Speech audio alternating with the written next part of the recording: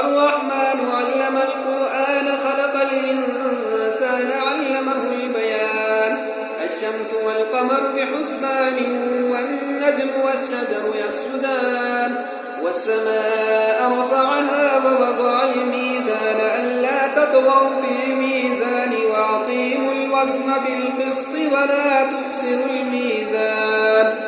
والأرض وضعها للأنام فيها فاكهة والنخل ذات الأكمام والحب ذو العصف والريحان فبأي آلاء ربكما تكذبان خلق الإنسان من صلصال كالفخار وخلق الجان من مارج من نار فبأي آلاء ربكما تكذبان رب المشرقين ورب المغربين فبأي آلاء ربكما تكذبان مرج البحرين يلتقيان بينهما برزخ لا يبغيان فبأي آلاء ربكما تكذبان يخرج منهما اللؤلؤ والمرجان فبأي آلاء ربكما تكذبان وله الجوار المنشآت في البحر كالأعلام فبأي آلاء ربكما تكذبان كل من عليها فان ويبقى وجه ربك ذو الجلال والإكرام فبأي آلاء ربكما تكذبان يسأله من في السماوات والأرض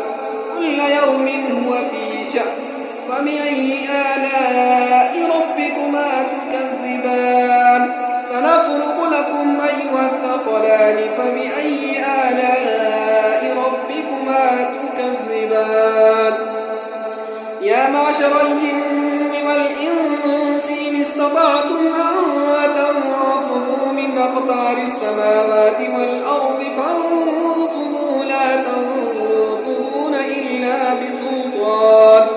فبأي آلاء ربكما تكذبان يرسل عليكما شواظ من نار ونحاس فلا تنتصران فبأي آلاء ربكما تكذبان فإذا انشقت السماء فكانت وردة كالدهان فبأي آلاء ربكما تكذبان فيومئذ لا يسأل عن ذنبه إنس ولا جان فبأي آلاء ربكما تكذبان يعرف المجرمون بسيماهم فيؤخذ بالنواصي والأقدام فبأي آلاء ربكما تكذبان هذه جهنم التي يكذب بها المجرمون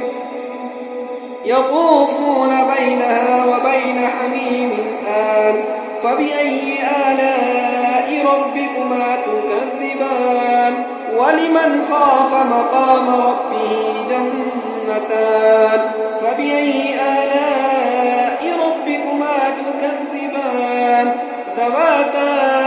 أفنان فبأي آلاء ربكما تكذبان فيهما عينان تجريان فبأي آلاء ربكما تكذبان فيهما من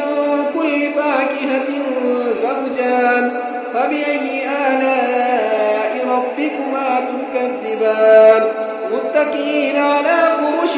بطائنها من استبرق وجنى الجنتين دان فبأي آلاء ربكما تكذبان فيهن قاصرات الطرف لم يطمثهن إنس قبلهم ولا جان فبأي آلاء ربكما تكذبان كأنهن الياقوت والمرجان فبأي آلاء ربكما تكذبان جزاء الإحسان إلا الإحسان فبأي آلاء ربكما تكذبان ومن دونهما جنتان فبأي آلاء ربكما تكذبان مدهامتان فبأي آلاء ربكما تكذبان فيهما عينان نضاختان فبأي آلاء ربكما تكذبان فيهما فاكهة ونخل ورمان فبأي آلاء ربكما تكذبان فيهن خيرات حسان فبأي آلاء ربكما تكذبان حور مقصورات في الخيام فبأي آلاء ربكما تكذبان لم يطمثهن إنس